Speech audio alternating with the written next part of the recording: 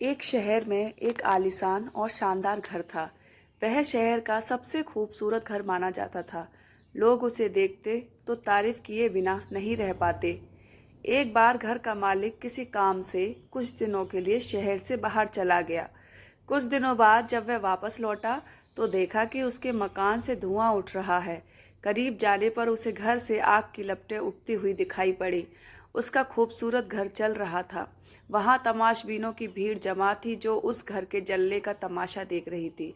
अपने खूबसूरत घर को अपनी ही आंखों के सामने जलता हुआ देख वह व्यक्ति चिंता में पड़ गया। उसे समझ नहीं आ रहा था कि अब क्या करे, कैसे अपने घर को जलने से बचाए। वह लोगों से मदद की गुहार लगाने लगा कि वे किसी भी तरह उसके घर को जलने से बचा लें। उसी समय उसका बड़ा बेटा वहां आया और बोला, पिताजी घबराइए मत, सब ठीक हो जाएगा। इस बात पर कुछ नाराज होता हुआ पिता बोला, कैसे ना घबराऊं, मेरा इतना खूबसूरत घर जल रहा है। बेटे ने उत्तर दिया, पिताजी माफ कीजिएगा, एक बात मैं आपको अब तक नहीं बता पाया था। कुछ दिनों पहले मुझे इस घर के लिए एक बहुत बढ़िया खरीदार मिला था। उसने मेरे सामने मकान की कीमत की 3 गुनी रकम का प्रस्ताव रखा। सौदा इतना अच्छा था कि मैं इनकार नहीं कर पाया और मैंने आपको बिना बताए सौदा तय कर लिया। यह सुनकर पिता की जान में जान आई। उसने राहत की सांस ली और आराम से यूं खड़ा हो गया जैसे सब कुछ ठीक हो गया हो। अब वह भी अन्य लोगों की तरह तमाशबीन बनकर उस घर को जलते हुए देखने लगा। तभी उसका दूसरा बेटा आया और बोला, पिताजी हमारा घर जल रहा है और आप हैं कि बड़े आराम से यहाँ खड़े होकर इसे जलता हुआ देख रहे हैं। आप कुछ करते क्यों नहीं? बेटा, चिंता की बात नहीं है, तुम्हारे बड़े भाई ने ये घर बहुत अच्छे दाम पर बेच दिया है। अब ये हमारा नहीं रहा, इसलिए अब कोई फर्क नहीं पड़ता, पिता बोला। पिताजी, भैया ने सौदा तो कर दिया था लेकिन अब तक सौदा पक्का नहीं हुआ है। अभी हमें पैसे भी नहीं मिले हैं। अब बताइए इस जलते हुए घर के लिए कौन पैसे देगा? यह सुनकर पिता फिर से चिंतित हो गया और सोचने लगा कि कैसे आग की लपटों पर काबू पाया जाए। वह फिर से पास खड़े लोगों से मदद की गुहार लगाने लगा। तभी उसका तीसरा बेटा आया और बोला, पिताजी घबराने की सच में कोई बात नहीं है।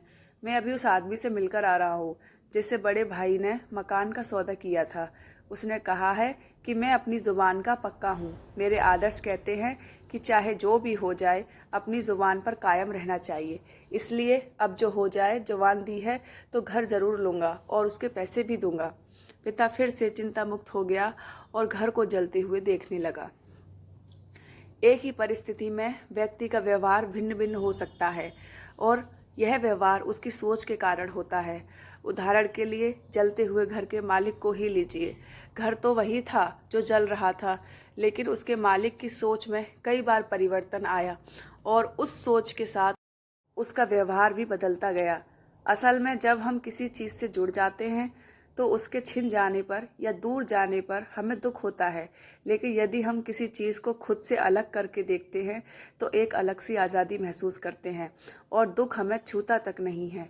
इसीलिए दुखी होना ना होना पूर्णतः हमारी सोच और मानसिकता पर निर्भर करता है। सोच पर नियंत्रण रखकर या उसे सही दिशा देकर हम बहुत से दुखों और परेशानियों से न सिर्फ बच सकते हैं बल्कि जीवन में नई ऊंचाइयां भी प्राप्त कर सकते हैं।